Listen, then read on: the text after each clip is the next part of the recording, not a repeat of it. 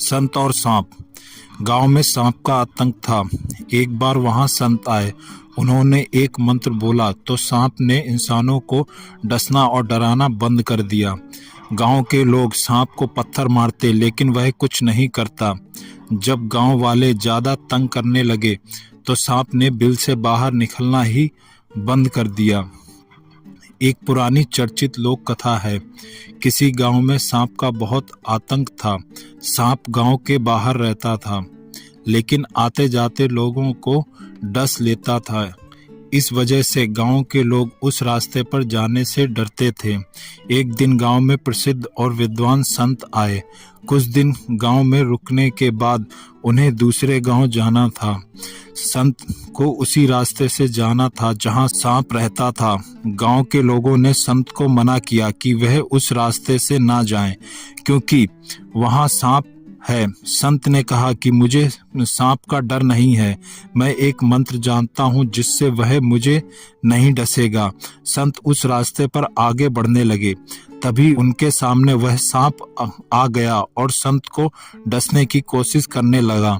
संत ने एक मंत्र जाप किया। मंत्र जाप के बाद सांप संत के चरणों में आ गया, लेकिन डसा नहीं। संत ने सांप से कहा कि तू अब किसी को नहीं डसेगा, भगवान की भक्ति कर, तेरा कल्याण हो जाएगा।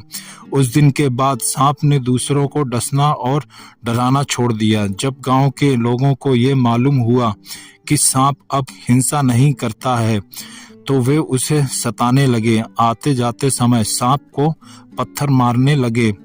एक दिन एक व्यक्ति ने सांप की पूंछ पकड़कर उठा लिया और जोर से जमीन पर पटक दिया। चोट लगने से सांप बेहोश हो गया।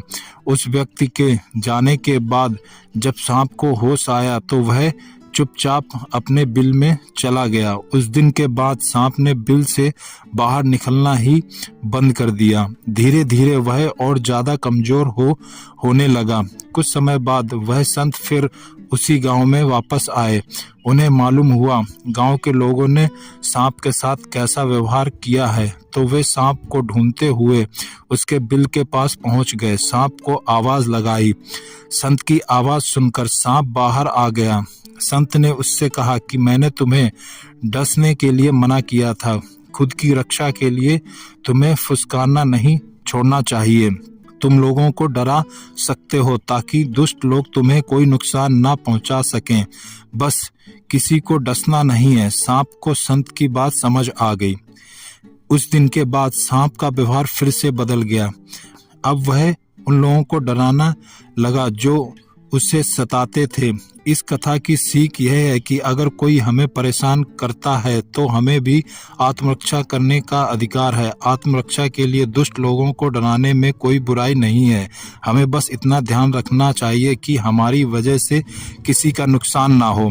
ऐसे ही कहानी और किस्से सुनने के लिए चैनल को सब्सक्राइब और लाइक करें। धन्यवाद।